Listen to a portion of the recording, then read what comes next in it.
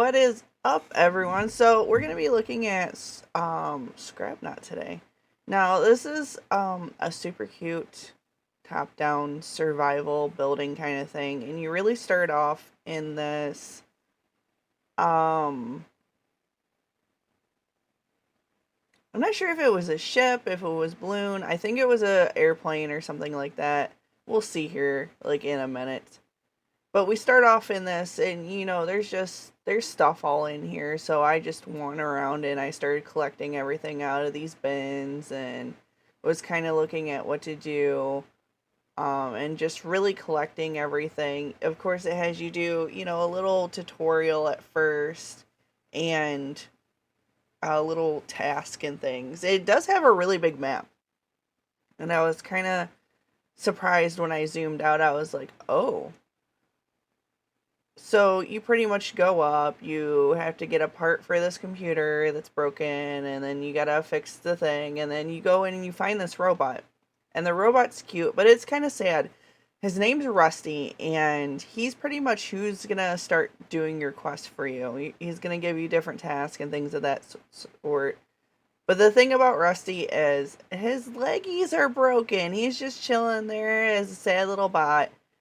Now, you have a backpack that has like an oxygen tank and you only have so much oxygen. So you really have to pay attention to that at first until you go and help Rusty. And Rusty's like, if you do this, this, and this, you can fix the oxygenator. Oxygenator? Oxygen. Okay, I'm fine. You can fix the oxygen in the area. And of course, that's only gonna, pertain to that particular area before it's like, of course, if you go outside the radius, you're going to have to worry about your oxygen again. So, I'm just following these quests because obviously they run in a certain kind of line before you can go to the next one and, fix that one and etc. Now, if you would have just seen on screen, it's like explaining the combat and stuff to you. I don't like the combat system, and I can say that's the one thing that I don't really care for. Instead of, just equipping your item and going and whacking it. And I had to sit here and I had to refigure it out because I'm the kind of person that, all these games are pretty much similar, you're good to go, etc. But then I realized you have to, like, literally enable combat mode. So when you're in combat mode, you go really, really slow. So you essentially have to run up on the guy, hit combat mode, whack him, and then you're good to go. And that's really what I've gotten out of it. Now, I don't really care for that personally, just because I feel like if you have the item equipped, like if I have the club or like whatever equipped, I should just be able to go up and be able to start whacking. Now, when you are in combat mode, whatever item you have equipped is the one that you're going to start hitting with.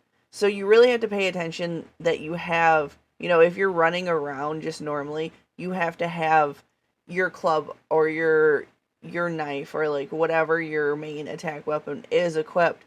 Otherwise, you're going to start attacking with your axe or your shovel and you're going to ruin those and you're going to have to go make another one. Now, you do have to constantly remake items. So there's little crafting stations that you can build, and we'll get that to a second. But your items do tire out. I'm not sure if you can repair them. That's one thing that I haven't really seen. But, to go back to, Rusty telling you to fix stuff, part of the quest line is you get like a specific area where you can build. You can't just, randomly build wherever.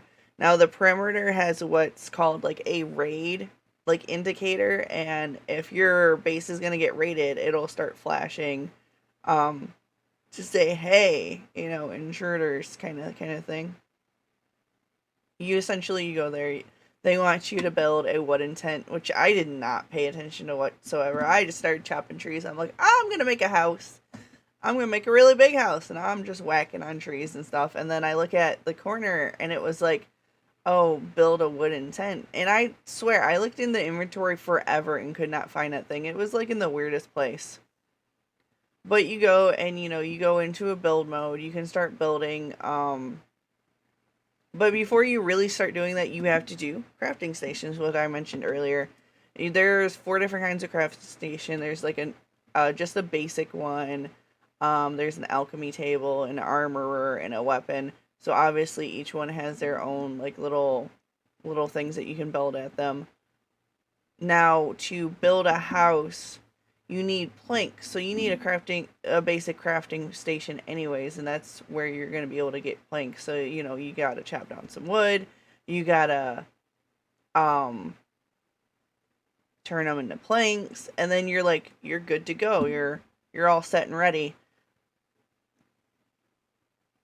My thing is I like to like hoard on everything, so I went to building a house to building pretty much everything that I could.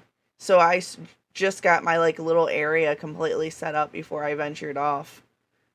And that meant, storage chests.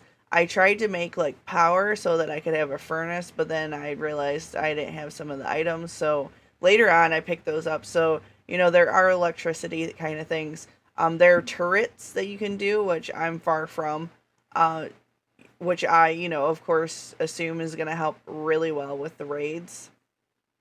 But all in all, I really like this game. You go around, you pick up scrap in the world because apparently everybody here just kind of throws their shit around. And oh, we didn't go over the bots. So there's different bots too. And that's when the combat system comes into play. You've probably seen in the gameplay behind me of me fighting a bot in the beginning, but there's a couple different ones, so you kind of have to approach them differently. Some of them zoom right up to you. Some of them kind of like float in place. But you kind of gotta, go with that. There are teleporters too. Man, I am just forgetting tons of things. And teleporters are pretty cool because you can go to different points on the map a little bit easier. And you can teleport from anywhere to that point. So you can stand somewhere like nowhere near a teleporter because it gives you kind of like a little button pushy thing. Um, but yeah, all in all, I like this game. I like how it works. I think there's multiplayer to it. I obviously played it as a single player because I have no friends. Sad face. But thank you guys so much for watching today. Don't forget to check out my other socials. Don't forget to join the Discord. I'm going to make that place a little bit more active than it has been. So come talk at me with things and stuff. You can also join my team's Discord. I'm going to put links down below so you'll be able to find those things, between my socials, and all that jazz. So again, thank you guys so much for watching, and I hope to see you for our next casual game review.